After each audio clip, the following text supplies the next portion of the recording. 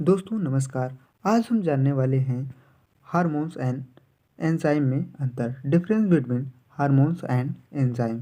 Enzyme क्या होते हैं, हार्मोन्स क्या होते हैं, वो हम आज इस वीडियो के माध्यम से समझने वाले हैं। तो सबसे पहले यहाँ पे हार्मोन्स और एंजाइम में अंतर जानेंगे और हार्मोन्स किसे कहते हैं, एंजाइम किसे कहते हैं।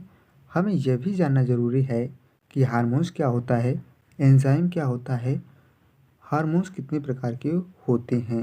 आज हम आपको इस पोस्ट के माध्यम से एंजाइम और हार्मोन्स के बारे में संपूर्ण जानकारी देने वाले हैं। तो चलिए अब हम यहाँ पे समझते हैं हार्मोन्स किसे कहते हैं, हार्मोन्स क्या होता है। तो हार्मोन जो होता है अंतःस्रावी होने वाला एक जटिल कार्बनिक पदार्थ होता है जो सजीवों में उत्पन्न होने वाली विभिन्न जैव रासायनिक क्रियाओं, वृद्धि एवं विकास और प्रजनन आदि को नियंत्रित करता है। ये कोशिकाओं तथा ग्रंथियों से स्रावित होते हैं, इन्हें ही हार्मोन्स कहते हैं।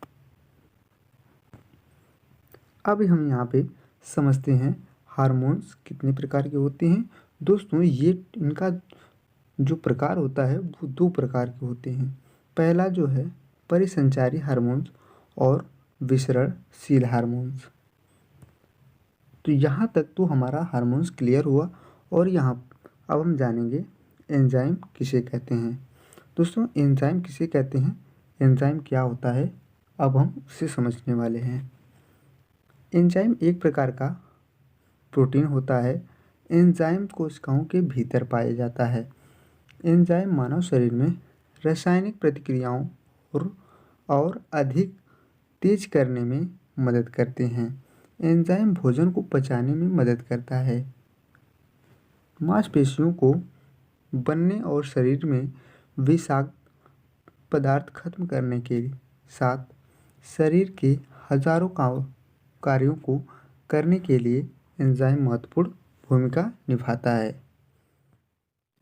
तो फ्रेंड्स हमने अब जान लिया कि हार्मोन्स क्या होते हैं, एंजाइम क्या होते हैं और अब हम समझने वाले हैं हार्मोन्स और एंजाइम में अंतर, difference between hormones and enzyme.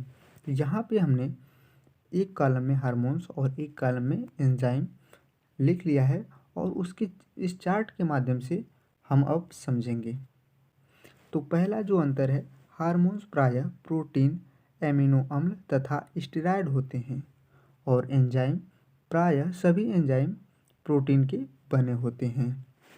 और हार्मोन्स अंतःस्रावी ग्रंथियों द्वारा स्रावित होते हैं और एंजाइम जो होते हैं, एंजाइम बाह्यस्रावी ग्रंथियों अथवा ग्रंथि कोशिकाओं द्वारा संश्लेषित किए जाते हैं। अब यहाँ पे हम तीसरा अंतर समझेंगे। हार्मोन स्रावित होने के पश्चात रुधिर संवहन के माध्यम से विशेष अंगों तक पहुँचते हैं। यानी कि जो हमारा रुधिर होता है, ब्लड होता है, वह ही हार्मोन्स को संवहन करता है या फिर वो विशेष अंगों तक पहुंचाता है हमारे हार्मोन्स को।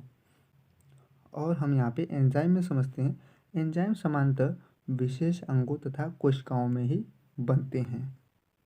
और अब नेक्स्ट अंतर समझेंगे।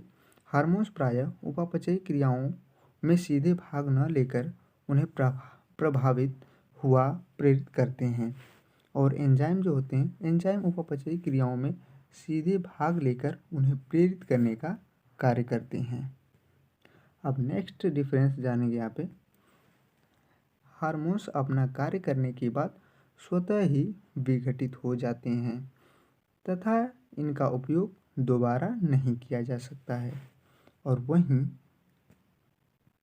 एंजाइम क्रियाओं में भाग लेने के पश्चात भी वैसे ही बचे रहते हैं तथा इनका उपयोग दोबारा भी किया जा सकता है।